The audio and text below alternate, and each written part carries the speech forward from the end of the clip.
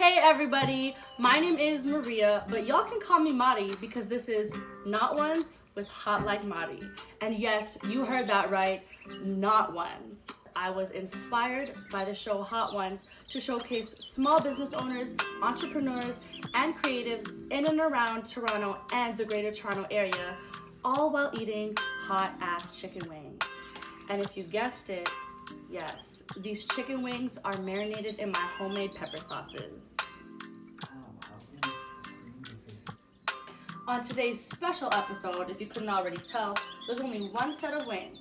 Now you must be wondering, who the hell is this even for? Well, if you haven't already guessed, these wings are for me, Mari, the face and the body behind Hot Like Mari, and I want the people to get to know me and my sauces.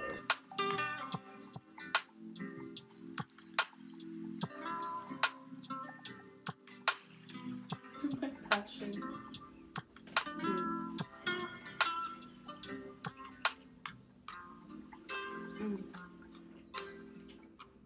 I think that I've always pursued all the different passions that I've had throughout my life.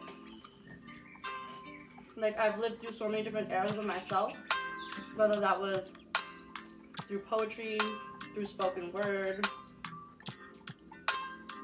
through fitness, through anything really that I want to pursue in my life. I think it's just like a constant of me going after what I want to do in that time and moment in my life. So for this, I was actually not that confident about starting it at all, surprisingly, like at all. So many people were telling me, you should do it, you should sell it, why not? I love these sauces. But I just didn't feel it in me, you know? And I didn't want to force it, because if you force it, it's not going to feel authentic, it's not going to feel real, it's not going to feel wholehearted, you know? So I wanted to make sure that my entire body and soul was in this before actually committing. So I think it literally just came to me as an epiphany one day before I was going to bed, where I was like, bro, you need to sell your sauces. And just like that, the name for it just came to my head. And then along with the name came the slogan, Hot Like Mari, she got a lot of body, period, because that's what my sauces are about. They're full of body, they're full of flavor, and they pack a punch with all of its spice. And I said all of that without even finishing my wing.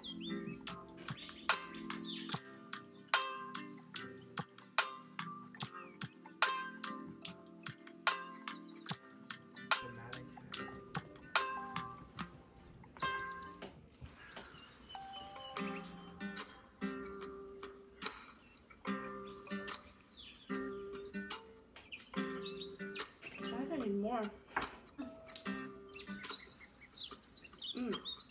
No, it was actually really good.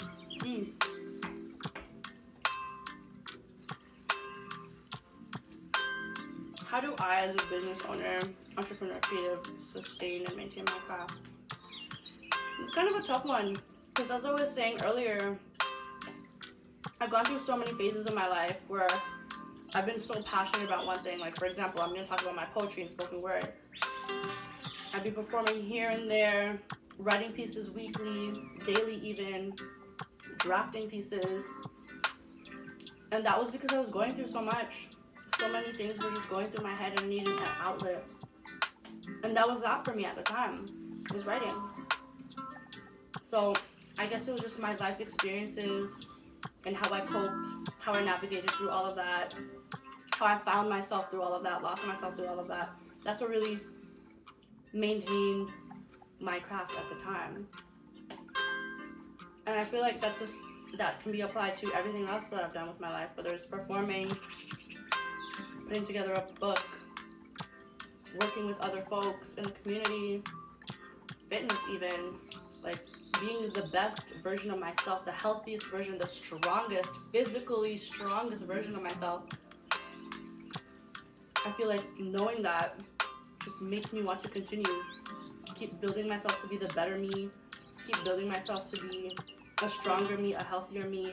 And I'm not even just talking about physically, but mentally and emotionally as well. Because like I said, all of these things were outlets for me. All of these things were a way for me to cope. They're a way for me to help navigate through everything that I was going through in my life at that time. And now with these sauces, like, I don't think the creativity or the drive or anything has ever lost itself. Perhaps I've lost motivation, yeah, but there are, like, how can I say this? I feel like these things rebirth itself in different ways in my life. So at first it was the poetry, the spoken word, getting the book out, performing again, fitness, music, even writing write-ups for different artists and all of these things. It comes up in different ways in my life, and I don't think it ever dies. It just transforms into something new. And now with this, I feel like I can explore new mediums. Like, I've never looked into branding or marketing or anything like that, but now with all of this, I can tie into my writing. I love wordplay. I love puns. I love making shit deeper than, it is to the eye. I love metaphors. I love words in general. And with that, I could just tie into everything that I'm doing with this. Now, to sustain, girl, she needs to learn how to sustain. Work is all she knows. But she's slowly learning how to balance. She's slowly learning how to kind of take a step back. Because that's something that I've always struggled with. Is when I'm passionate about something, where is the break? Where is the rest? Please. My body will tell me when to stop. And even then, will I listen to her? Not really. But I am now learning. This pandemic has taught me a lot. This pandemic has taught me a lot about myself and my relationship with rest and balance. So it's all a learning process, really.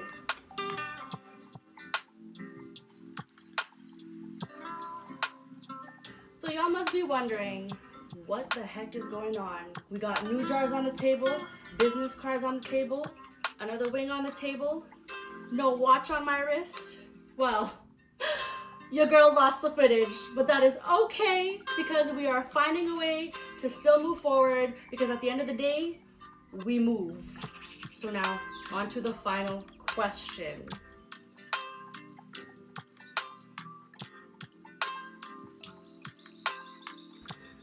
A little dab. It's already been marinated in the sauce, y'all, so don't come at me for this. Cheers.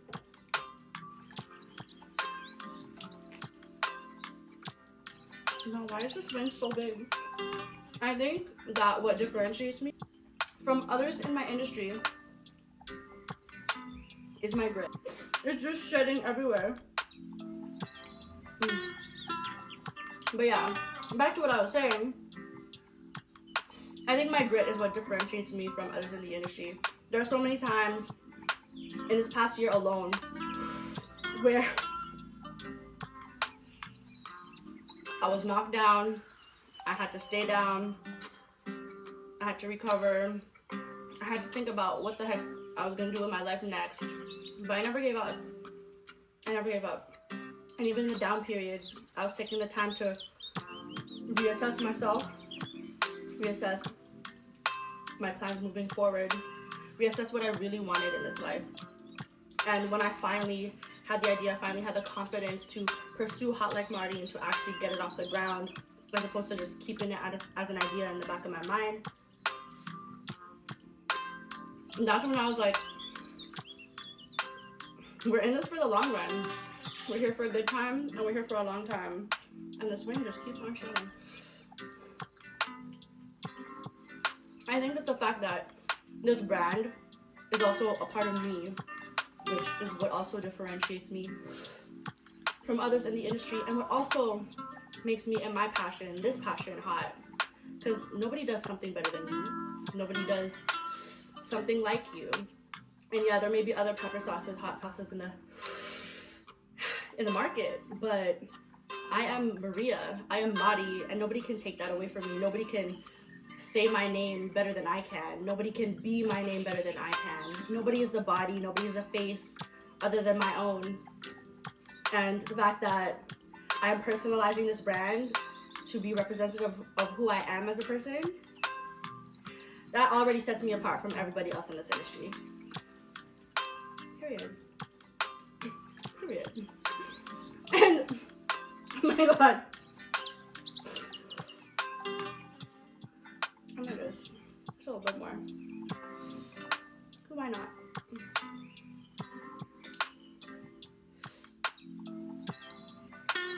And what I like most too about Hot Like Mari is what my mentor, she just keeps shedding. My mentor pointed out that there are so many pepper sauce, hot sauce brands that really intimidate you, but Hot Like Mari, I write it in my pitch, I write it in the landing page coming soon. Mari is a hot girl with, ooh!